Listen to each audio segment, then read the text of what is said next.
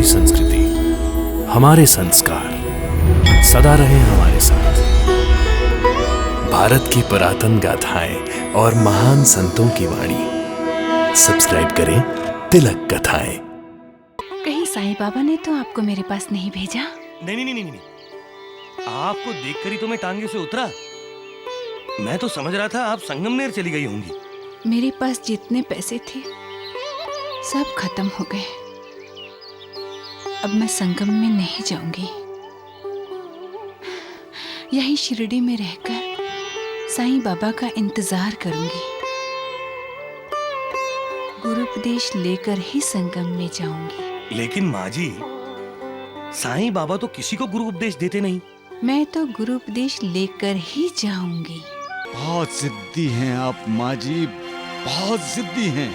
लेकिन आपने सुना नहीं माँ जी, बाबा किसी को गुरु उपदेश नहीं देते।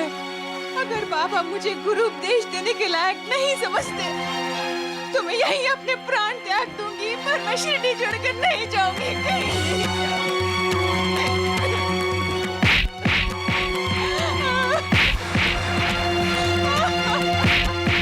अरे राधा भाई, ये क्या पागलपन है? मुझे साईं बाबा के पास ले चलिए। चलिए माँ जी, चलिए, हम आपको द्वारिका माई लेकर जाएंगे।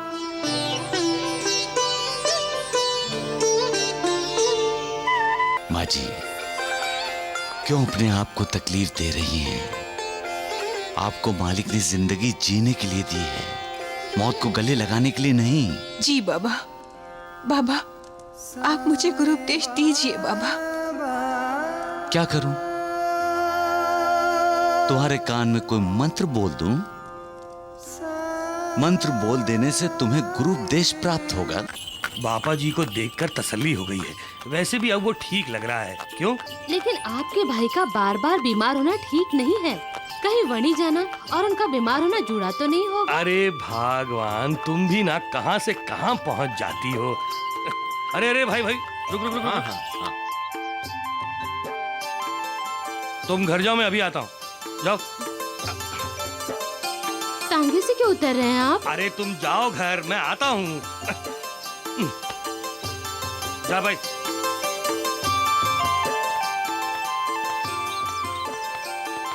नमस्ते माँ जी।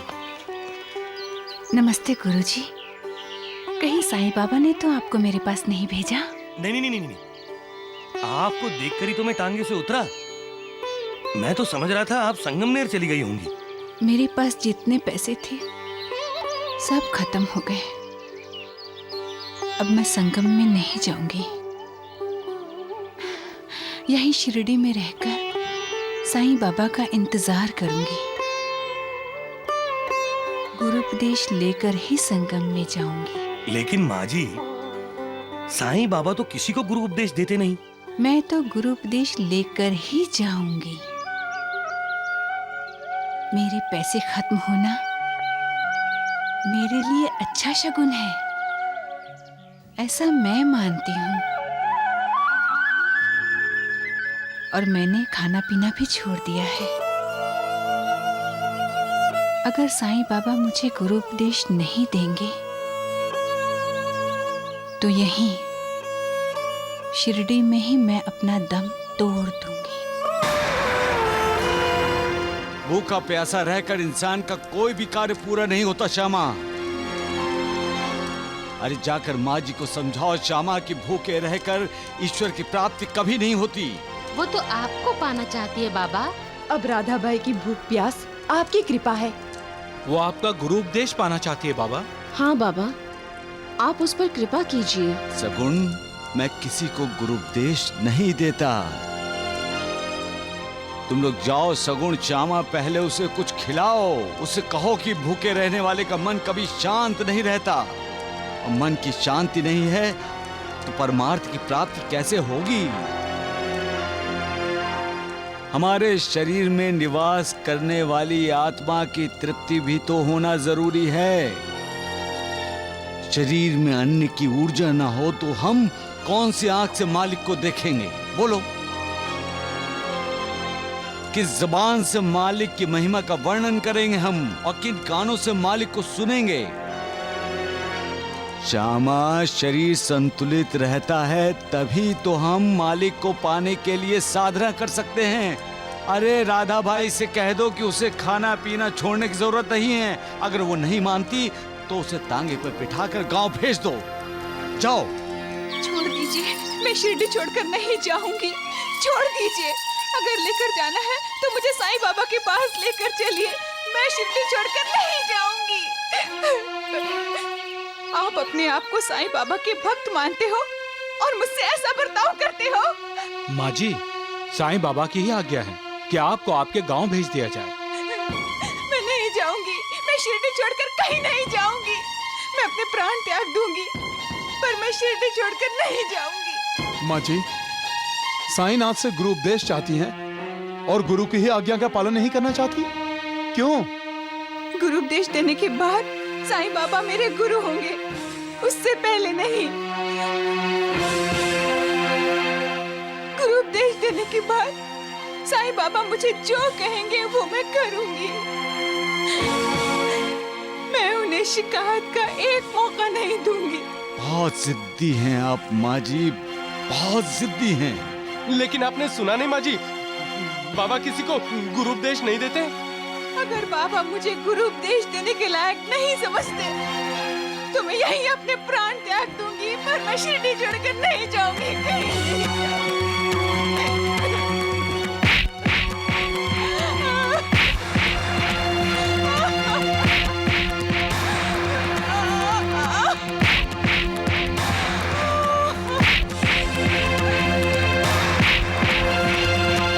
श्यामा महासपति, अरे रोको माँ जी को, अरे रोको उसे।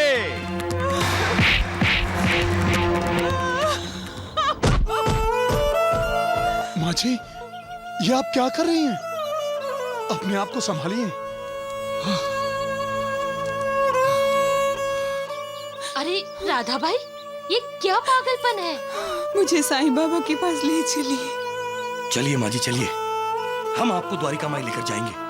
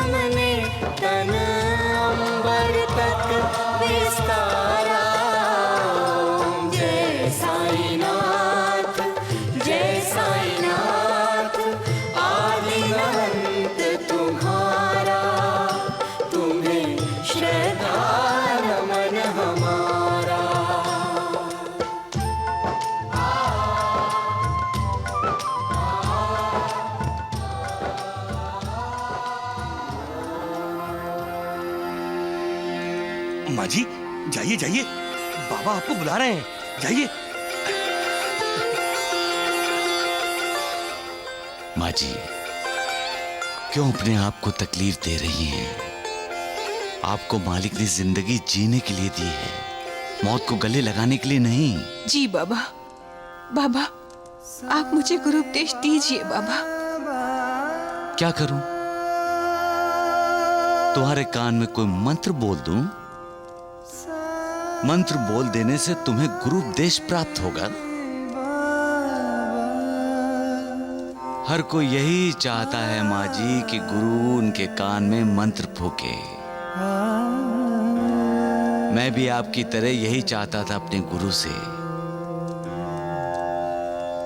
लेकिन उन्होंने कभी मेरे कान में कोई मंत्र नहीं फूका, ना ही कोई गुरु उपदेश दिया। बाबा, तो आपको शिक्षा क्या दी उन्होंने? लंबे समय तक उनकी सेवा करने के बाद एक दिन उन्होंने मुझसे 2 पैसे मांगे। 2 पैसे बाबा? अर्थात एक दृढ़ निष्ठा, श्रद्धा और दूसरा धैर्य और सबरी। मैंने 12 बरस तक उनकी सेवा की, उनके श्री चरणों में ही खो गया था मैं। उनके अलावा सब भूल गया था। उनका हर एक शब्द मेरे लिए वेद वचन था। ये उनकी तरफ मेरी श्रद्धा थी, विश्वास था। ये थी उन्हें दी हुई 1 पैसे की दक्षिणा। और दूसरा पैसा बाबा? धैर्य, सबरी। गुरु पर अविश्वास न दिखाते हुए मैं धैर्य से उनकी सेवा करता रहा। उनके कृपा आशीर्वाद की प्रतीक्षा करता रहा, लेकिन कभी भी अपना धैर्य नहीं खोया, ना ही कभी मौत को गले लगाने का सोचा। माँ जी, धैर्य ही मनुष्य में मनुष्यत्व है। धैर्य इंसान का उद्धार करता है। धैर्य इंसान की हर मुश्किल आसान करने वाला रास्ता दिखाता है। धैर्य ही इंसान को निर्भय बनाता है और किसी भी मोह के अधीन होने से बचाता है।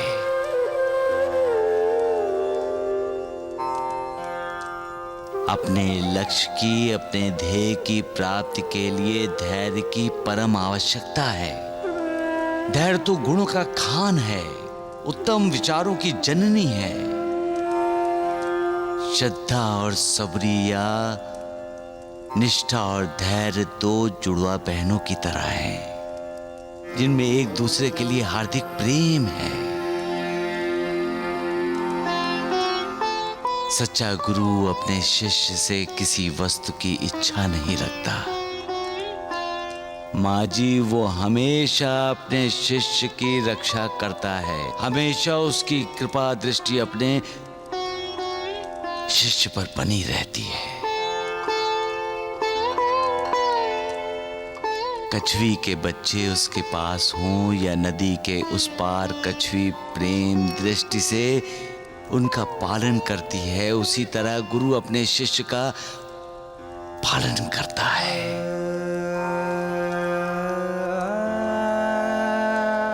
माँ जी, मेरे गुरु ने तो मुझे कोई मंत्र नहीं सिखाया, ना ही उन्होंने मुझे किसी मंत्र की दीक्षा दी। तो मैं तुम्हारे कान में कौन सा मंत्र फूंकूं? इसलिए कहता हूं, व्यर्थ में किसी से गुरुपदेश पाने की कोशिश न करो।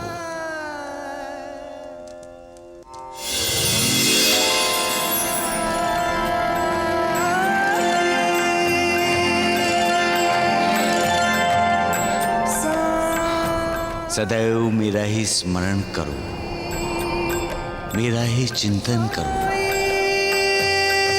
श्रद्धा और सबरी से मेरे बताए हुए मार्ग को अपने जीवन का लक्ष्य बनाओ। तुम्हें निसंदेह परमार्थ की प्राप्ति होगी।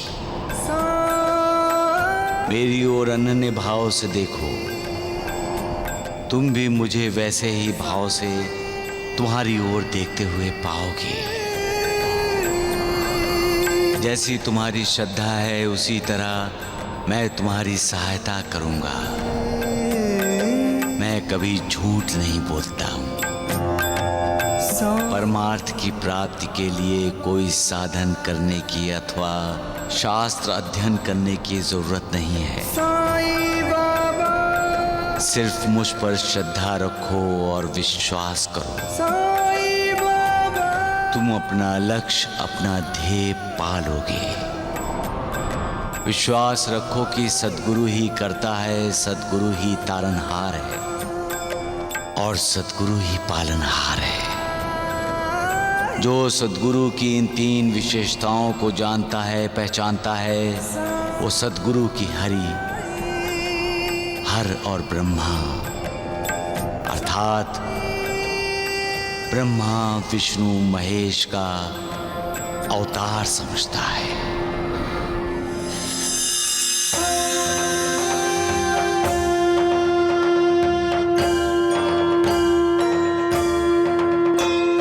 साई कथा अनंत है, साई नाम अनमोल, जन्म सफल हो जाएगा, साई साई बोल। श्री सच्चिदानंद सद्गुरु साईनाथ महाराज की जय।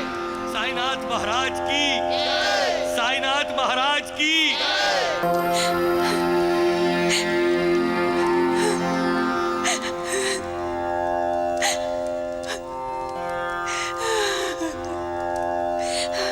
आप तो कांटों पे लेटे हैं। कैसे हो वसापा? अब आप मुझे जानते हैं बाबा? आप जरूर कोई सिद्ध पुरुष हैं। क्या आप मुझे भगवान के दर्शन कराएंगे? तुम्हारा कल्याण हो वसापा। सांप! दिगंबर बाबा, मुझे बचाइए। ये सांप अचानक यहाँ कहाँ से आ गया? ये तुम्हें मिलने आए हैं वसापा। उठा लो उसे। क्या? सांप उठा लो? हाँ वसापा, उठा लो। तुम्हारा कल्याण होगा वसापा। नहीं। उठाओ इसे। नहीं दिगंबर बाबा। उठाओ वसापा, उठाओ।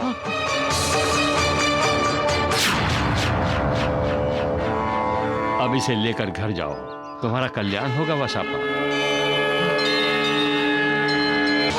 अरे अरे ये सांप तो छलांगे लगा रहा है, बाहर आ रहा है। लाठी उठाओ जल्दी।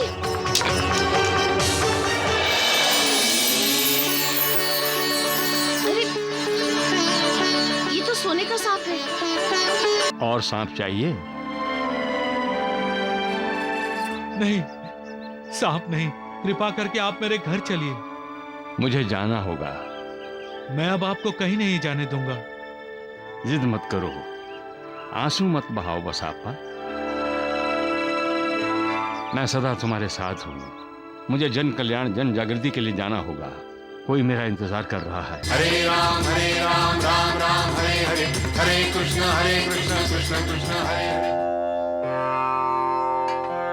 राधा भाई, अभी आपने कुछ देर पहले साईं बाबा से उपदेश लिया और अब आरती किसी और की कर रही हैं? किसी और की नहीं, मैं साईं बाबा जी की ही आरती कर रही हूँ। साईं बाबा की? हाँ, ये अक्कलकोट स्वामी जी हैं। साईं बाबा इन्हीं के अवतार हैं। साईनाथ इन्हीं के अवतार हैं? हाँ महालसापति जी, कई साल पहले की बात है। श्री शैलभ के केले के वन में एक लकड़हारा आया।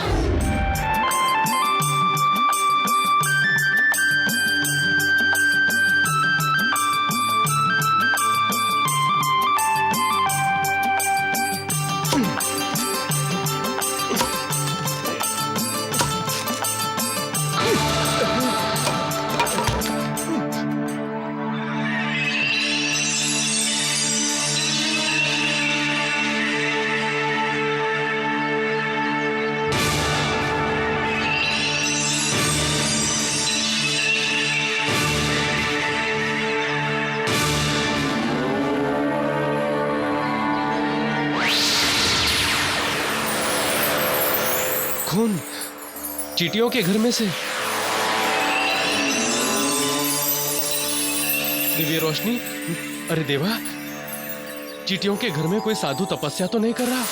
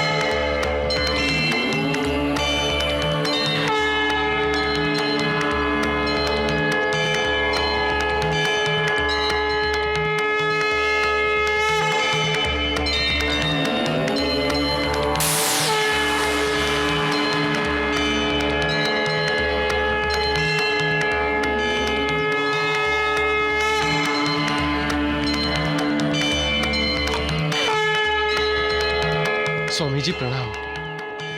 मुझे माफ कीजिए स्वामी जी, मुझसे गलती हो गई।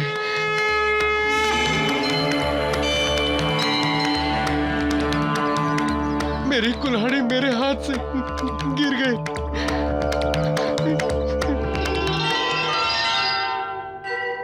गुरुर्ब्रह्मा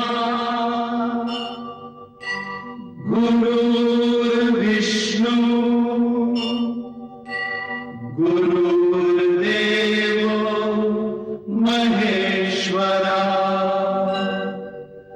गुरुर्साक्षात् परब्रह्म तस्मै श्री गुरुवे नमः तस्मै श्री गुरुवे नमः। प्रकट होने के बाद अक्कलकोट स्वामी जी ने पूरे भारत का भ्रमण किया। वो कलकत्ता गए,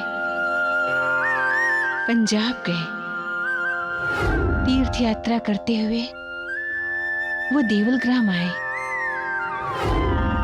देवलग्राम से राजूर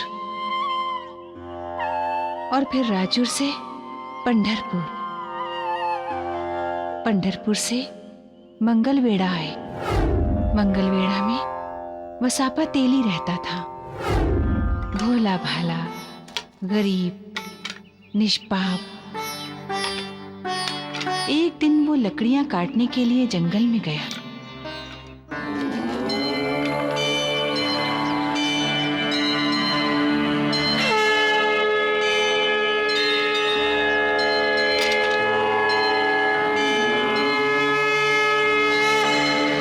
दिगंबर बाबा,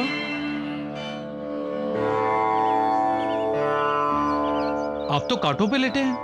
कैसे हो वसापा? अब आप मुझे जानते हैं बाबा? आप जरूर कोई सिद्ध पुरुष हैं। क्या आप मुझे भगवान के दर्शन कराएंगे?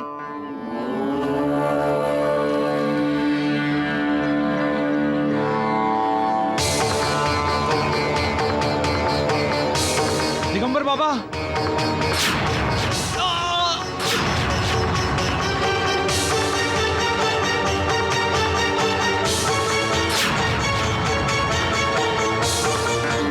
दिगंबर बाबा, रुक जाइए दिगंबर बाबा।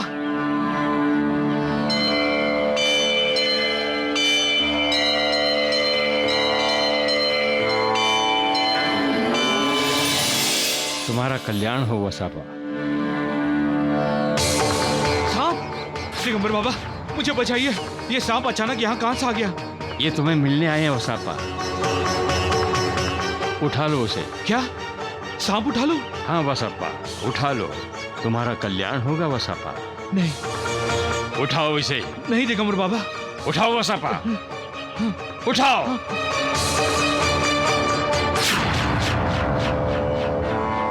अब इसे लेकर घर जाओ, तुम्हारा कल्याण होगा वसापा।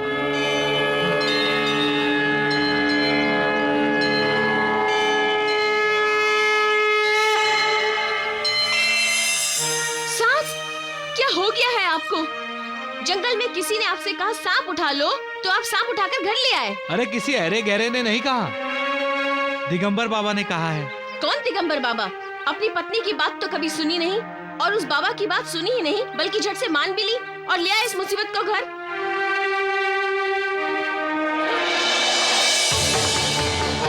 अरे अरे ये सांप तो छलांगे लगा रहा है, बाहर आ रहा है। लाठी उठाओ जल्दी।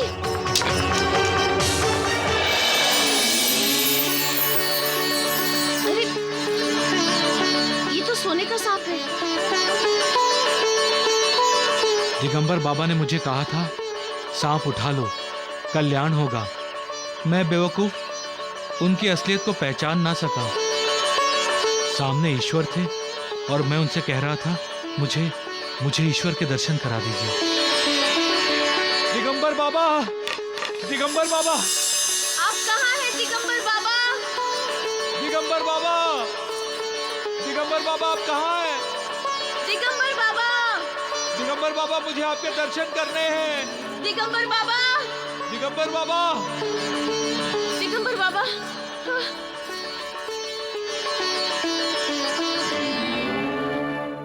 प्रणाम बाबा। और सांप चाहिए? नहीं, सांप नहीं, कृपा करके आप मेरे घर चलिए। मुझे जाना होगा। मैं अब आपको कहीं नहीं जाने दूंगा। जिद मत करो, आंसू मत बहाओ बसापा। मैं सदा तुम्हारे साथ हूं। मुझे जन कल्याण जन जागृति के लिए जाना होगा। कोई मेरा इंतजार कर रहा है।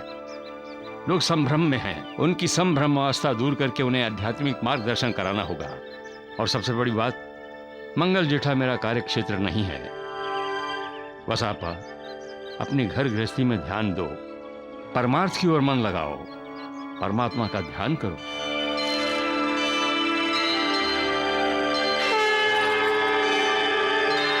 तुम्हारा कल्याण हो वसापा।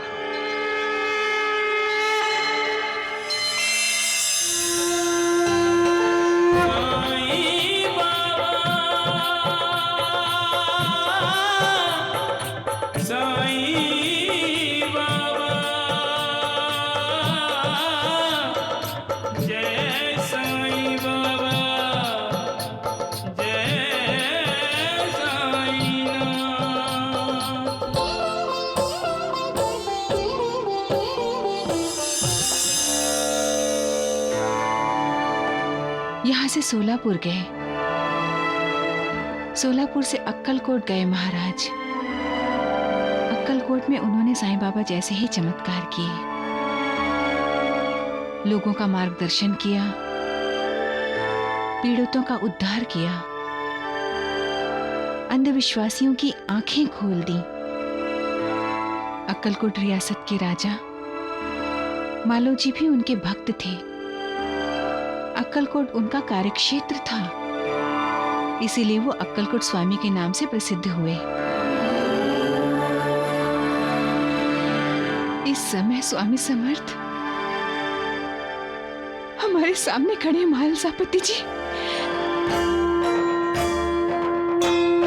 साई कथा अनंत है, साई नाम अनमोल, जन्म सफल हो जाएगा, साई साई बोल।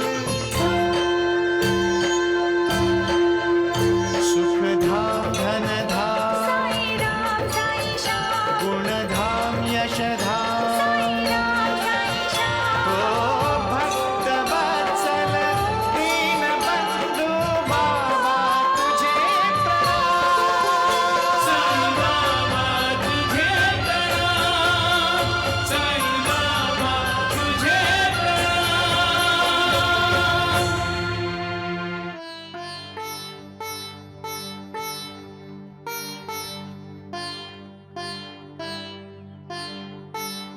प्रणाम राधाबाई। प्रणाम महालसापति जी। आज आप बड़े खुश दिखाई दे रहे हैं। सब साईनाथ की कृपा है राधाबाई। बाबा ने आज महालसापति के बच्चे की मौत से रक्षा की है राधाबाई। जिसके साथ सद्गुरु का आशीर्वाद होता है, मौत उसकी तरफ तिरछी नजर से देख भी नहीं सकती। अक्कलकोट स्वामी समर्थ ने ऐसा कोई चमत्कार किया है राधाबाई? एक समय की बात है लक्ष्मी की माँ, श्री स्वामी समर्थ पंढरपुर में थे। वहाँ वो नदी के किनारे के पास बैठे थे कि स्वामी महाराज, स्वामी महाराज, स्वामी महाराज, स्वामी महाराज, स्वामी महाराज, स्वामी महाराज, हमारा एक बच्चा था और वो हमें छोड़कर चला गया। छोड़कर चला गया तो यहाँ मेरे पास क्यों आए हो? जाओ, जाकर रोको उसे, जाने मत दो। स्वामी महाराज, उसकी मृत्यु हो गई। आप भगवान हैं। अरे हट! हमारे बच्चे को जिंदा कर दीजिए। हाँ स्वामी महाराज। स्वामी महाराज, आप भक्त वत्सल हैं, आप मालिक हैं, माँ है हमारी। क्या आप एक माँ का अनुरोध अनसुना कर देंगे? स्वामी महाराज, मेरा बच्चा मुझे वापस नहीं मिला तो मैं भी जिंदा नहीं रहूंगी। स्वामी महाराज, स्वामी महाराज, स्वामी महाराज। स्वामी महाराज, मैं आपके दर पर आई हूँ। खाली झोली लेकर नहीं जाऊंगी। मेरा बच्चा मुझे वापस नहीं मिला तो मैं यहीं आपके सामने सिर मार मार कर जान दे दूंगी, जान दे दूंगी। दया कीजिए। रुक जाओ और जाकर अपने बेटे को घोड़े पर बिठाकर मेरे पास ले आओ। सुना नहीं तुमने मैंने क्या कहा?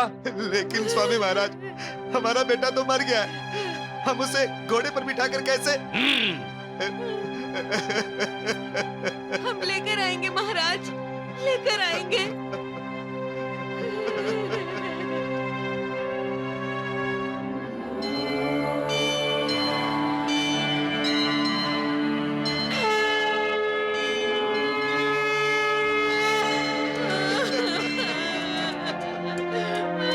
मेरा बच्चा।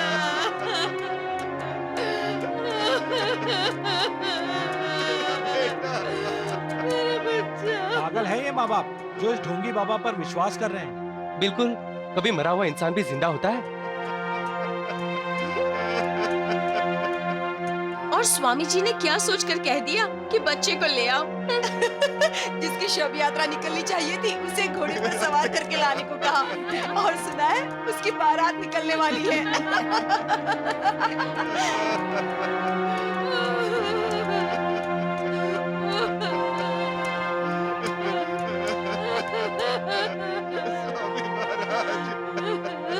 रोते क्यों हो? तुम्हें तो खुश होना चाहिए, तुम्हारा बेटा घुड़सवारी कर रहा है। ले, पहना दे उसे।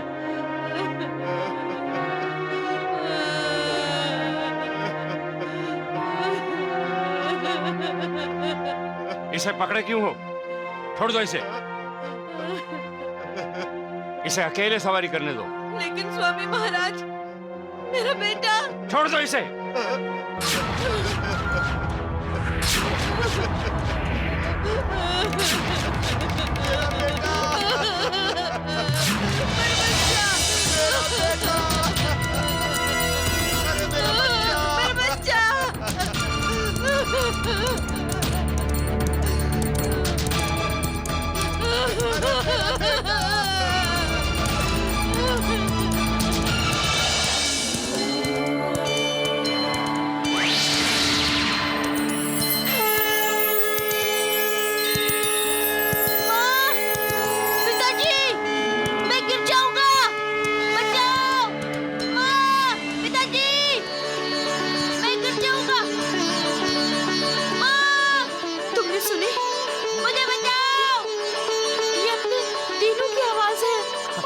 हाँ, ये अपने दीनू की आवाज है। माँ, पिताजी! दीनू! दीनू बेटा! दीनू बेटा! मैं आ रही हूँ दीनू बेटा!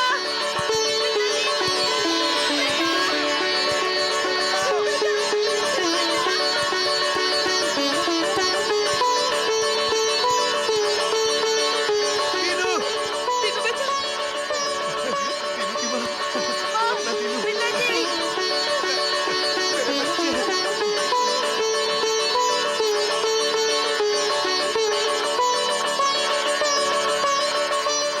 स्वामी महाराज, आपने हमारे बेटे को जिंदा कर दिया। बेटा, स्वामी जी के पैर छुओ।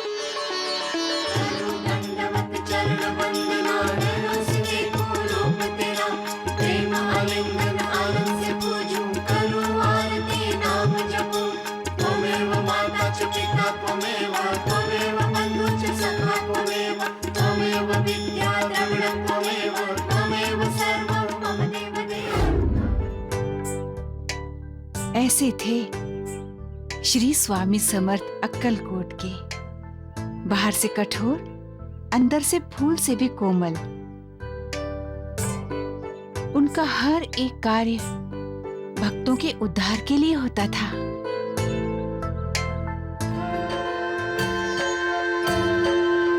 सुख धाम, धन धाम, साई राम साई श्याम, गुण धाम, यश धाम, साई राम साई श्याम। ओ भक्त वत्सल दीन बंधु साईं बाबा। तुझे प्रणाम। श्यामा, माँ जी क्या कह रही हैं? कहीं मेरे बारे में तो बात नहीं कर रही हैं? बाबा, आपने मुझे माँ कहा? इसमें ही मेरा गौरव है साईं बाबा। आपके नाम का जाप ही हमारे लिए मोक्ष मुक्ति का साधन है साईं बाबा। आपकी कथाएं सुनना और सुनाना हमें हमारे पापों से छुटकारा दिलाता है साईं बाबा। अपना जीवन सफल बनाने वाले इस मंत्र को अब हम जान गए हैं साईं बाबा। सदा खुश रहो, सदा सुखी रहो।